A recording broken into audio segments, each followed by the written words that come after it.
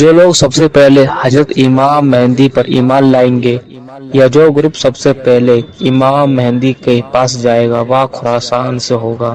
ان کے ہاتھ میں کالے جھنڈے ہوں گے۔ اس زمین پر اللہ کے سوا ان کو روکنے والا کوئی بھی نہیں ہوگا۔ ابو ہریرہ رضی اللہ عنہ سے روایت ہے کہ نبی کریم صلی اللہ علیہ وآلہ وسلم نے فرمایا، خراسان سے کالے جھنڈے نکلیں گے، انہیں کوئی نہیں روک سکے گا یہاں تک کہ وہ مسجد اقصی میں نصب کیا جائے گا۔ مسلمانوں کا عقیدہ ہے کہ ایک شخص آئے گا جو نبی کریم صلی اللہ علیہ وآلہ وسلم کے خاندان سے ہوگا۔ نبی کریم صلی اللہ علیہ وآلہ وسلم نے ارشاد فرمایا، الماتی منت راتی من ولدی فاطمہ، مہندی اہل بیت سے ہوں گے، حضرت فاطمہ کی اولاد سے ہوں گے۔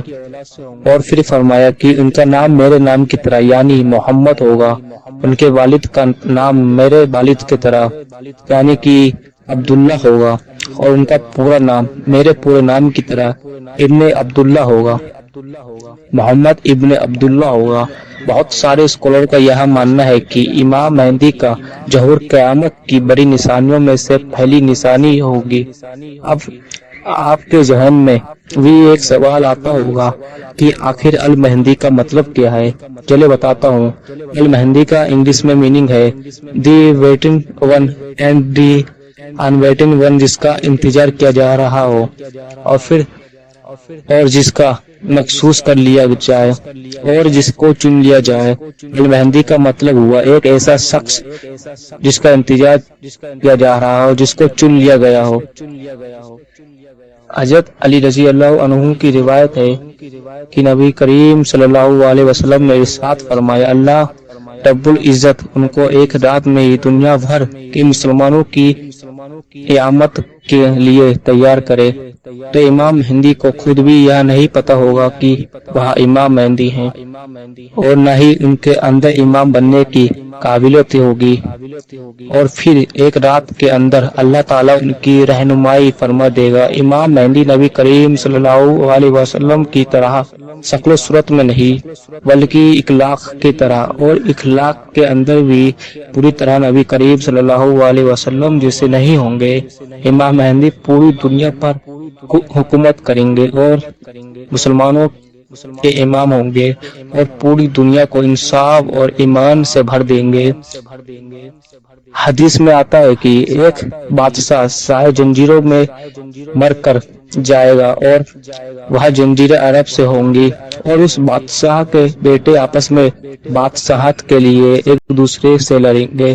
اس لڑائی سے بچنے کے لیے مدینے میں رہنے والا ایک آدمی جن کا نام محمد ابن عبداللہ ہوگا مدینے سے خاموشی سے نکل کر مکہ چلے جائیں گے، کیونکہ وہ اس مسئلے میں خود کو نہیں پھنسانا چاہتے ہوں گے اور نہ ہی وہ یہ چاہتے ہوں گے کہ لوگوں کو ان کے بارے میں پتہ چلے۔ لیکن اس کے باوجود بھی مکہ کے اندر لوگ ان کو مقام ابراہیم اور حجرائے حسوت کے درمیان پہچان لیں گے اور ان کے ہاتھ پر زبردستی بیٹھ کر لیں گے۔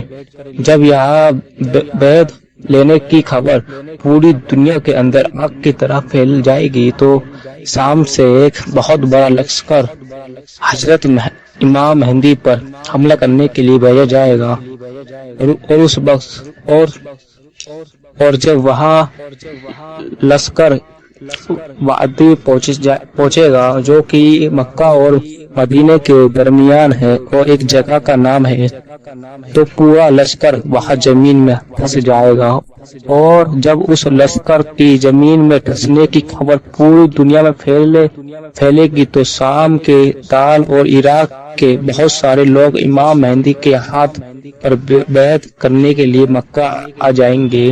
پھر قبیلے قریشی کا ایک بندہ جس کا چرچا تعلق بنی کل قبیلے سے ہوگا، وہ امام مہدی پر حملہ کرنے کے لیے لشکر بھیجے گا، اور اللہ کی مرضی سے یہ لشکر بھی جنگ ہار جائے گا۔ اور نبی کریم صلی اللہ علیہ وآلہ وسلم نے فرمایا کہ बदनसीब होगा वह शख्स जो इमाम मेहंदी के साथ मिलकर जंग नहीं करेगा। तो हदीस के मुताबिक लोग पहली मर्तबा इमाम मेहंदी को मक्का में पहचान लेंगे। मक्का के लोगों को यहाँ कैसे पता चलेगा कि कौन सा इमाम मेहंदी है? तो हदीस के मुताबिक लोग पहली मर्तबा इमाम मेहंदी को मक्का में पहचान लेंगे। मक्का के लोगों को यह कैसे पता चलेगा कि कौन इमाम मेहंदी है? तो उस वक्त के लोग इमाम मेहंदी की पहचान नबी करीम सल्लल्लाहु अलैहि वसल्लम की बताई गई निशानियों के मुताबिक करेंगे। मतलब नबी करीम सल्लल्लाहु अलैहि वसल्लम ने इमाम मेहंदी के बारे में जो निशानियां बताई होंगी वो निशानियों को सामने रखकर इमाम मेहंदी को पहचान लेंगे। निशानियां क्या हैं? उनकी चौड़ी पेशानी होगी, नाक होगी जो आगे से थोड़ी सी उठी होगी, उनका नाम मोहम्मद होगा और उनके वालिद का नाम अब्दुल्ला होगा।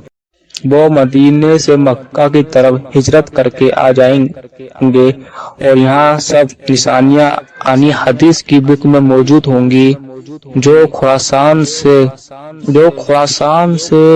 जो काले झंडे वाला लश्कर निकलेगा वो इमाम मेहंदी के लश्कर में जा मिलेगा। और उसके बाद हदीस में आता है कि मुसलमान अरब पर हमला करेंगे और मुसलमानों को अल्लाह फतह अता फरमाएगा और फिर मुसलमान पसिया हमला करेंगे और अल्लाह मुसलमानों को फतह नसीब फरमाएगा और फिर मुसलमान रोम पर हमला करेंगे और अल्लाह मुसलमानों को फतह नसीब फरमाएगा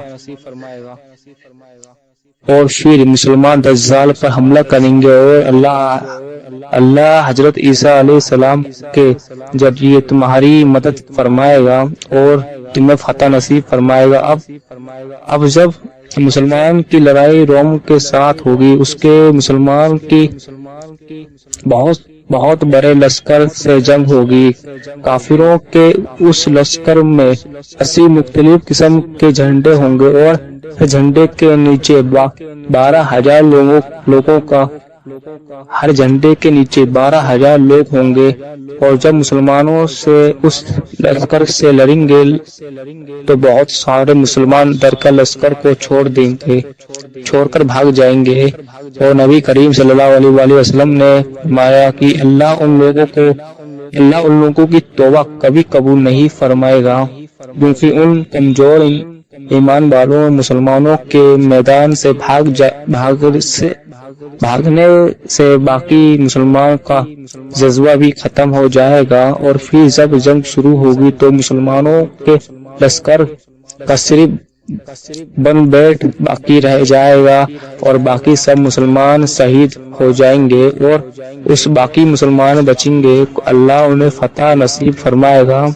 हदीस में आता है कि हर कबीले के 99 लोगों में से एक बंदा बचेगा। मतलब अगर मुसलमानों की उस लश्कर में एक कबीले है जिसके 1000 लोग हैं तो उन लोगों में से 99 शहीद हो जाएंगे और एक बचेगा। जब इस बड़ी फतह के बाद मुसलमान माले गनीमत जमा कर रहे होंगे तो उस वक्त उनको खबर मिलेगी कि ए मुसलमानों दज्जाल आ गया है। पहली मर्तबा इमाम मेहंदी 10 लोगों को भेजेंगे। उस 10 लोगों से कहेंगे कि जाकर पता लगा कि यह खबर सच्ची है। और नबी करीम सल्लल्लाहु अलैहि वसल्लम ने इरशाद फरमाया कि उन 10 लोगों के नाम भी जानता हूँ, उनके वालिद के नाम भी जानता हूँ और उनके घोड़ों का रंग भी जानता हूँ। वे लोग उस दिन सबसे बेहतरीन घुड़सवार होंगे। तो वो जाएंगे और देखेंगे और कहेंगे कि आखिर सबसे बड़ा फितना आ ही गया और फिर आखिर दज्जाल आ ही गया। اور دجال کا ظاہر ہونا قیامت کی بڑی نشانیوں میں سے ایک نشانی ہوگی۔